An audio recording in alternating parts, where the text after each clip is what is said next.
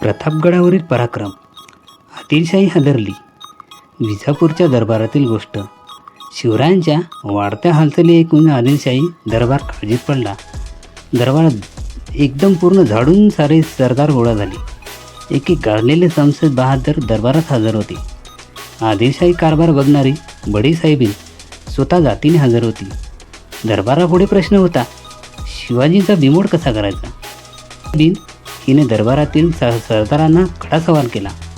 सांगा, कोण तयार आहे शिवाजीचा बंदोबस्त करायला. दरबारात शांतता पसरली. जो तो जागच्या जागी चूप.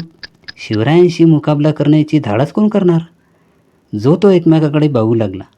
एवढ्या धिप्पाड देहाचा एक सरदार लोन मुजरा करत पुढे आला. त्याचे नाव होते अफजल खान. खानाने याआधी पण बरेच पराक्रम असे केले होते. त्याच्यामुळे त्याचे नाव थोडेफार गाजले होते.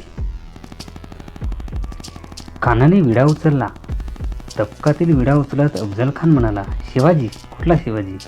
त्याला मी जिवंत कैद करून येथे पकडून घेऊन येतो आणि तसा न सापडला तर त्याला ठार मारून विजापूर आणतोच आणतो. अफजल खान म्हणजे विजापूर दरबारचा भारी सरदार. तुफान ताकदीचा, पोलादी प्रहार हाताने वाकवणारा, भलाबुरा कोणत्याही मार्गाने आपले काम करण्यास त्याचा हातखंडा. अशा अफजल खानाने शिवरायांना जिवंत पकडून किंवा मारून आणण्याचा विडा उचलला. सारा दरबार खुश झाला.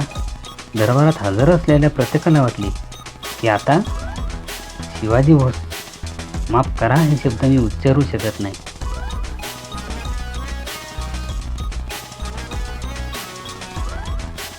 अफजल खान मोठ्या एटीने थाटामाटाने विजापुरातून बाहेर पडला. त्याने आपल्याबरोबर प्रचंड फौजवर लढाईचे सामान घेतले. यापूर्वी अफजल खान 12 वर्षे बाईचा सुभेदार होता. त्यामुळे त्याला त्या मुलखाची चांगलीच माहिती होती. मोठ्या घमंडीने तो महाराष्ट्राची वाट चालू लागला. स्वराज्यावरील संकट शिवराय त्यावेळी राजगडावर होते.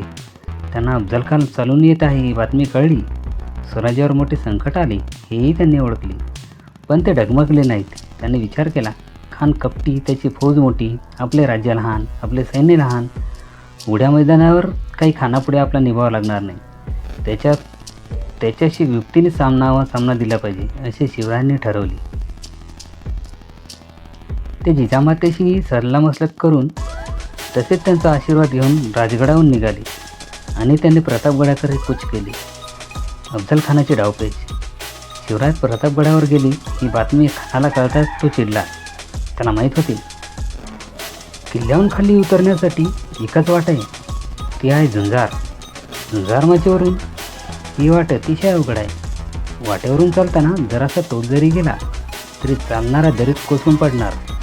महाराष्ट्रातील बळकट किल्ल्यात तोरणा किल्ला गणला जातो. किल्ल्यावर तोरणाजाई देवीचे देऊळ, त्यावरून त्या किल्ल्याला तोरणा असे नाव पडले. एवढा प्रचंड किल्ला, पण आदिलशहाने या किल्ल्याकडे फारसे लक्ष नव्हते. शिवरायांनी नेमके हेच हवे होते, तोरणा जिंकून स्वराज्याचे तोरण बांधायचे असे त्यांनी ठरवले. इथूनच स्वराज्याची खरी सुरुवात झाली. मावळ्याच्या तुकड्या घेऊन शिवराय कानातखोऱ्यात उतरले. तर मित्रांनो, या प्रकारे आपला पहिला पार्ट इथेच संपत आहे. तर उर्वरित माहिती आपण पुढील भागात पाहू. जय भवानी, जय शिवराय, जय आदिवासी. तसेच आतापर्यंत तुम्ही चॅनलला सबस्क्राईब केले नसेल तर सबस्क्राईब नक्की करून ठेवा, कारण पुढील भाग आपण लवकरच घेऊन येत आहोत. जय महाराष्ट्र.